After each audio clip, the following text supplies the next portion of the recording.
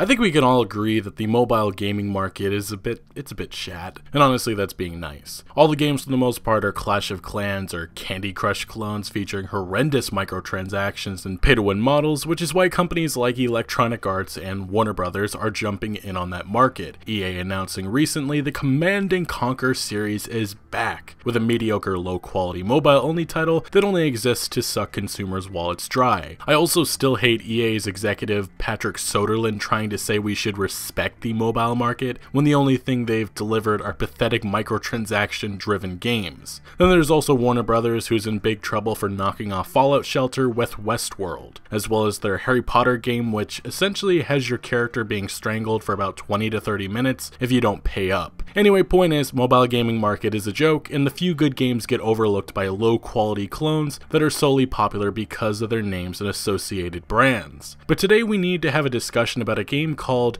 Marvel Strike Force, which as far as I understand, there's a lot of people that like the game, but like most mobile titles, it features a very pathetic and anti-consumer business model. But Marvel Strike Force is a turn-based RPG mobile game developed by Fox Next Games that launched back at the end of March and has, at least on the Google Play Store, over 5 million downloads, so it's pretty popular. Recently though, there has been some significant controversy over the relationship of the developer and a YouTuber who goes by KnightlyGaming. All the credit to Reddit user Gaze Into the Iris for posting this story, which has since gone viral, and how I originally heard about it. Pretty much what happened as noted in this user's post. Recently the developer Fox Next raised the level cap of the game from 60 to 65. Most of the community's biggest players have so far only reached level 61, as the only way to earn experience is by completing missions that use up energy. But something that was found to be very suspicious was YouTuber KnightlyGaming, who somehow already hit 65 and was at the top of the game's leaderboards, leading to many questioning the YouTuber, and he posted a now deleted video which had him state the following.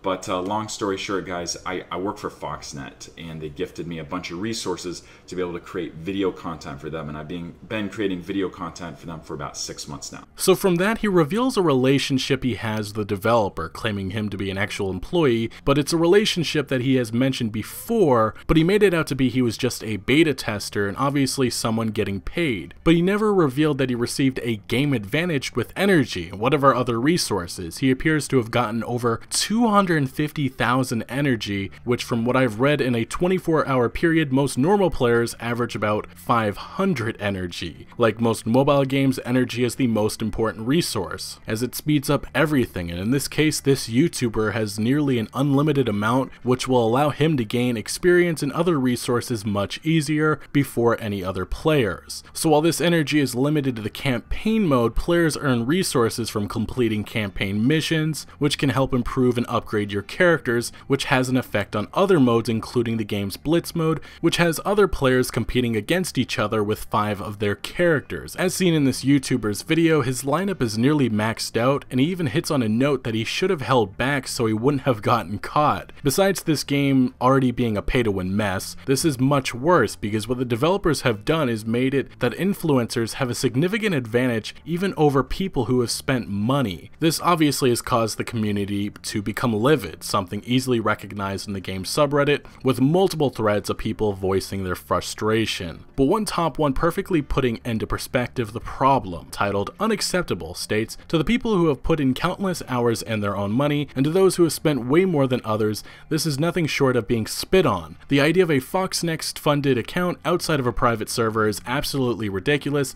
Test accounts? Sure. Playground mode for content creators with a sensible amount of subscribers? Definitely. But a personal Fox Next funded account in a public server, completely disregarding every hard-working content creator or spender, and, well, yeah, you can see how angry this user and many others are. I will note that Marvel actually did have this YouTuber take down his original explanation video because they didn't like him implying he worked directly for them when he's actually just an influencer, something he explained in a follow-up video in which he additionally reveals he will now be hidden on the leaderboards, which still doesn't solve the problem at all with this massive game advantage still in play. Now, as far as I understand, this YouTuber actually has a long history of doing sketchy things like promoting BitConnect.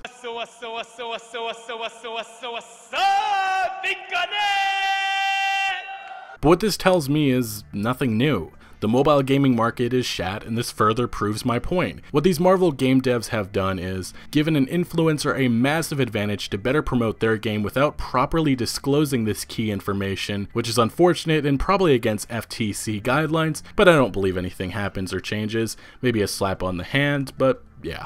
Last second update, it actually looks like the developer has responded to the outrage. Not a lot of people liking this response, but they wrote on that Reddit post I mentioned earlier, we want to provide some details to a situation that was posted last night regarding the influencer KnightlyGaming and help clarify it further, blah blah blah blah blah, we already went over some of this, blah blah blah blah blah. To assist him in creating these videos, we gave his account free campaign stamina. He was also set up to do this work in the production environment, where he could use that stamina to level up and climb the power leaderboard with the same pool as our real players. In order to prevent this type of issue in the future, we will be setting up a test server where anyone we work with in this fashion can log in and capture content without any impact to the live game or leaderboards. We've deleted the account's progress from the power leaderboard and will be permanently removing the account itself. We want to be as transparent with you as possible about this situation and any content created within Marvel Strike Force that we're involved with. Thanks, and we look forward to seeing you in the game. And this still doesn't really solve the actual problem with these developers really undermining their whole game by giving an influencer a massive advantage. But I will end this video by saying debacles like this, which seems to happen far too often, is why I don't respect the mobile gaming market and why I probably never will. Anyway, what is your opinion on this mess? Let me know your thoughts in the comment section below, but thank you for watching. Make sure to leave a like if you did enjoy this video or found any informative value, and consider subscribing for more content like this, and I'll see you later.